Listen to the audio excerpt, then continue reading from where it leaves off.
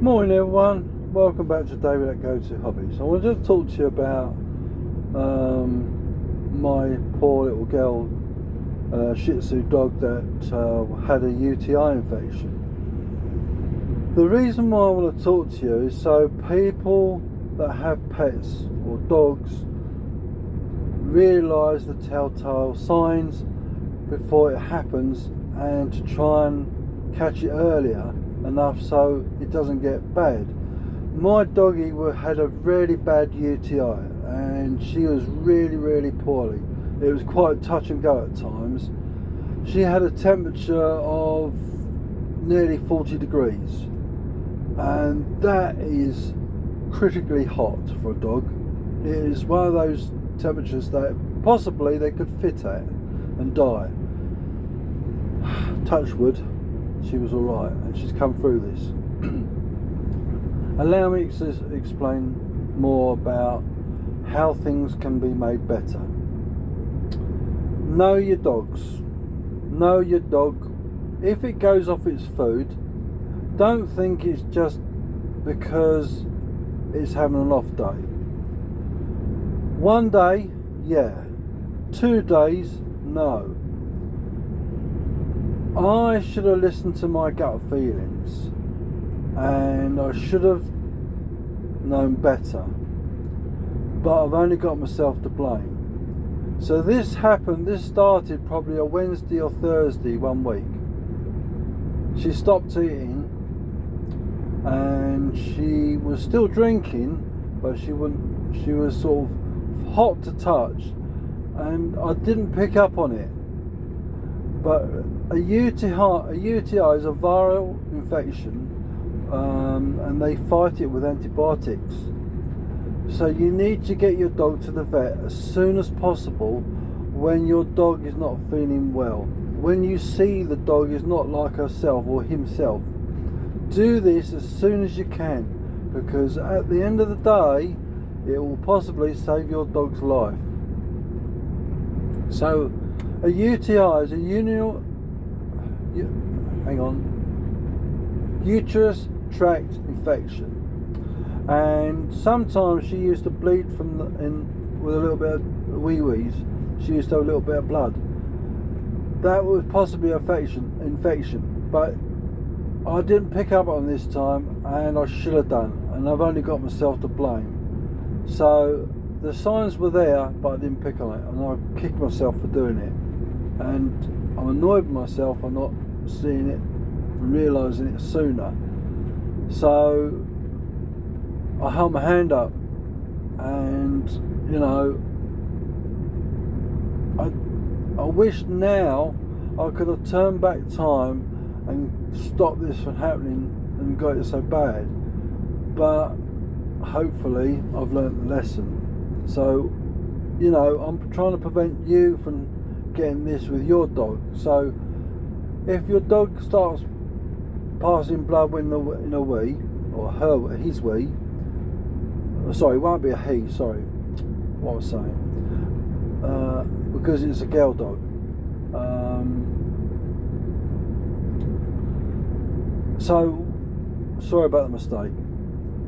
The thing is with female dogs, I could see in her eyes she was in pain, and I was really feeling for her. I thought, she's one of those dogs, she'll come up to you, wagging her tail, bring you a soft toy, giving you lots of fuss.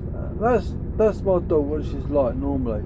But this time she was sort of just all she wanted to do is just lay in that bed, and something weren't right. So I managed to get to the vets and got her to the vets on the Monday, and she started the antibiotics straight away, and then I was prescribed for some more antibiotics to give her by a syringe. She did not like having the syringe in her mouth. My little girl, she did not want to be fed with a syringe, like a paste with recovery food for her to get better. Oh, it was a fight, a struggle, and I don't want to stress the dog out more. And they managed to give me some antibiotic tablets to try and help her with that. And that weren't working. She would not take them. So I got back to the vets, and they swapped the tablets for an injection. So she actually got antivirus injection every day.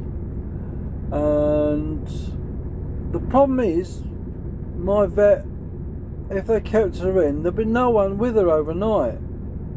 Yeah, you get charged, and this is another thing about vets, they'll never be poor, will they? And the problem is they're charging so much for the price of stuff. It's got to be regulated, because I think at the moment they can charge what they like. I mean, what's a consultation? 35 quid or something like that? I know they're treating it as a business and they've got to make money, but I do feel that vets are making a rub for their own back in the extortionate prices. And for an operation to have a uterus removed, a vagina, it was going to cost between £800 and £900. And I was told that a woman had a cat's rear leg amputated, and that cost the woman £3,000. How can they justify charging someone £3,000? I just feel they're putting profits before animals' welfare. That it's all about money, money, money. It shouldn't be. And I just think, there's got to be a better way. But I mean, animal welfare is the most important thing, because the animal can't talk to you. The animal can't tell you how it's feeling. If it's not feeling well, you can see it in their eyes, and you know they're not well. And the last thing you want to do is see that animal suffer. It's horrible. It's absolutely horrible, soul destroying to think the animal is in pain and you can't do nothing. I've had to have a dog, not this dog lately, but I had to have a dog put down because I couldn't afford the vet bills. And I'm still plagued by that to this day. And this is what I hate about vets. And they put money before the dog's welfare. And I just feel, I know it's probably not every vet is the same, but this is how it makes me feel when you take your dog to the vet. Perhaps I've got the wrong end of the stick. Perhaps I've got a totally wrong interpretation. But it just seems to me that when you take your dogs to the vets, they're going, thank you very much, more money, more money, more money. But this is why people can't afford the vet bills, because they're charging extortionate amounts. And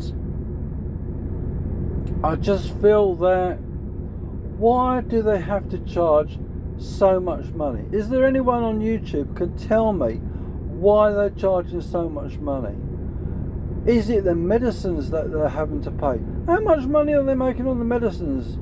You know, antibiotics. What's it costing, £1 to buy and selling it for 30 odd quid to you? I don't know, but it's got to be regulated. I just feel vets can charge what they like for the operations they do, for the medicine they give out. Don't get me wrong, they do a fantastic job, and I'm not knocking them for that, but it's the prices that they charge. That is my disagreement about vets. And I just feel that your back's against the wall. I mean, in another video I made a video about what I had to do to be able to pay for my vet's bill. I had an £800 vet bill. I had to sell a vehicle so I could afford to pay the vet bill. And I'll do it again. I wouldn't think about twice of selling stuff so I could pay for my dog's vet bill. My vet, It's the word's right. Even cock-ups as well. It's not about the money. It's about my dogs, or my dog or her female or male dog's welfare. That is what the number one priority with me, and most people will be the same. And this is why I feel so strongly about vets overcharging people for what they do. If you're a vet, let me know. Leave a comment. I'm not saying all vets are bad and all vets come across, but yes, it is a business, and you think to yourself,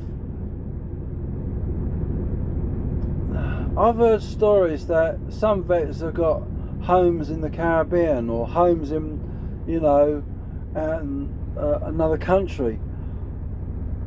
I'm not surprised the money they're making, but I understand. But where do you draw the line? That's the question. Where do you draw the line? Your dog is your number one friend. Dogs are better than humans. They don't treat you with animosity. They don't treat you with nasty words. They don't be sarcastic to you. They don't tell you to F off and all those nasty words. You don't get all the bickering. The dog just gives you unconditional love, and that's what I like about dogs and animals. They're innocent. I've seen too much in my life, and I love my dogs to bits. I'll do anything I can to keep them well and have a good life. That's what I think, and I hope you do too. So please leave a comment. If you enjoyed the video, give us a thumbs up, and I very much appreciate if you subscribe to the channel. It will help the channel grow. So until the next time, I'll make the video, I'll give it a quick name, something like, I don't know, I'll come up with something and then you can come and see what I've done. But thank you very much for watching, and we'll see you in the next video. Take care everyone, bye for now.